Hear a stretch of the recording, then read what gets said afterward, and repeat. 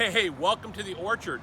Today I'm going to talk about an extremely important topic. It's basically the lifeline of your orchard, your gardens, or anything, and that is irrigation. Irrigation is so important, but it's often overlooked, or it's the last thing that we think about when we're putting in trees or plants within our yard. A lot of times people just think that they can set a timer and forget it, but things have advanced so much that we really need to focus on irrigation. Either we overwater or we underwater. And sometimes in Southern California, in the hotter parts, we find a tendency to overwater because we set the timer on a sprinkler that goes every single day of the week, and basically we're drowning our trees.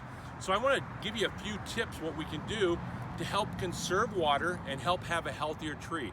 The first thing I'd like to tell you is to invest in a moisture meter. Something this simple. This one has a probe.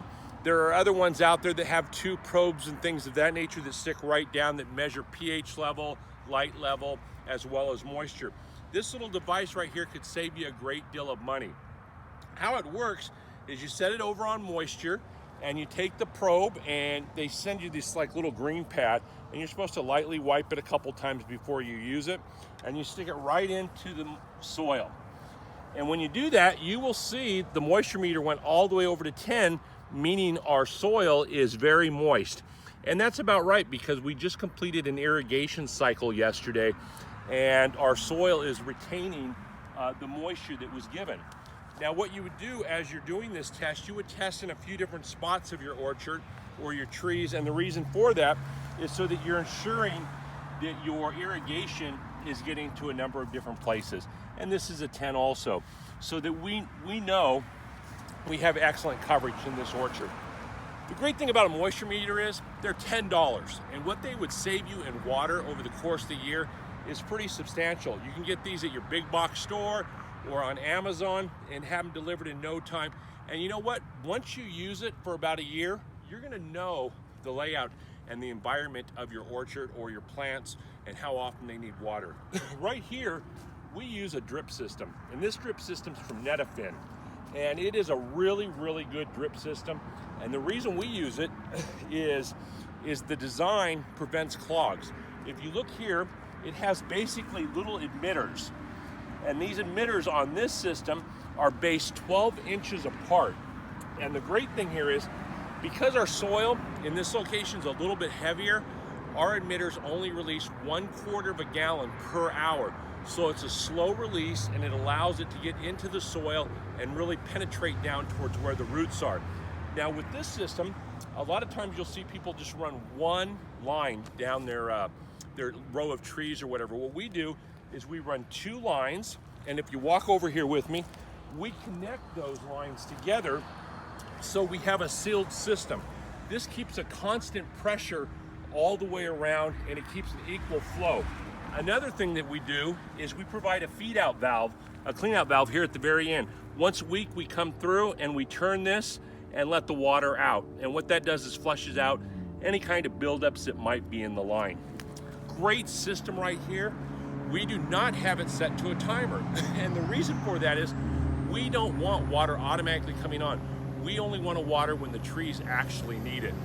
Why do we don't need water so often? It's because of mulch. Mulch is a key factor. Along with checking with your moisture meter, you can come up and do this. Pull your mulch away and look, and you will see the soil is black and moist.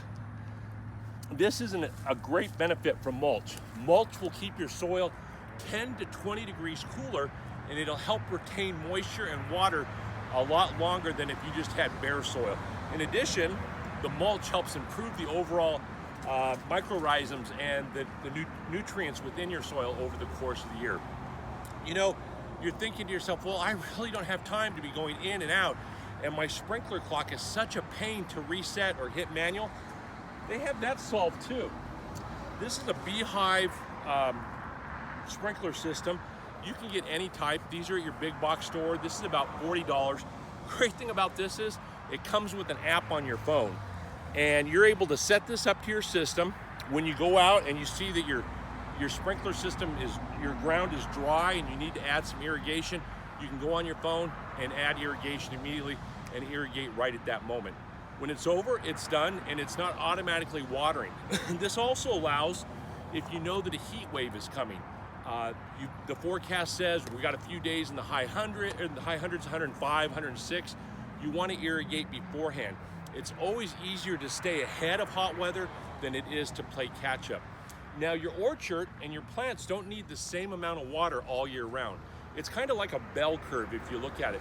During the fall, when things are slowing down, you don't want to supply much water because you want your trees to start shutting down, getting ready to go into dormancy. We don't get enough chill hours here in California as it is, so we need to do everything we can to let those trees start to slow down and go to sleep for the winter. And the less water we provide towards the end of the cycle, the easier it is for the tree to do that. Now, as we start to get into spring and we have blossoms come on the tree and we have fruit set, the requirement for water is going to start to go up. Now, you're going to find if you have fruit on your tree and say you go away on vacation and you forget to water your tree, you may come back and see that some of your fruit has shriveled up because the tree has taken the nutrients out of the fruit to keep the tree healthy. Now, what you've done is you basically wasted that fruit. So it's always easier to stay ahead of the curve in doing irrigation. A few minutes of planting before you plant things will make a lot healthier group of plants and trees within your yard, and in the long run, it's going to save you money. A couple helpful tips before you go out and buy something like this: check with your local water district. A lot of times they have rebates or they offer programs where they'll give it to you for free if you install it, because it's going to help conserve water in the long run. So a couple of key points: make sure you're checking and you don't automatically water. Only water when it's needed. In this case, on our meter, we would only water when the meter is at 4 or below. That's when we would start to apply water. Now, we'd only do that if we knew we were continuing with warm days in the 80s plus. Now, if we knew we were going into winter or something like that, we would let it go a little bit lower as long as we didn't have fruit set or blossoms on the tree. So get a good irrigation system, know your soil. If it's sandy and really sucks up water, you could probably go with an emitter that releases maybe a ½ gallon per hour, because that water is going to go down quicker and absorb quicker. If you have a clay-like soil, you want to get less water per hour, like this, a ¼ gallon per hour. But those are things that are going to help you conserve water, have healthier trees. You know, if you have any questions, make sure you put them in the comments. I'll try to answer them for you. But I hope this helps you understand a little bit more about providing irrigation for your trees. Have a great day.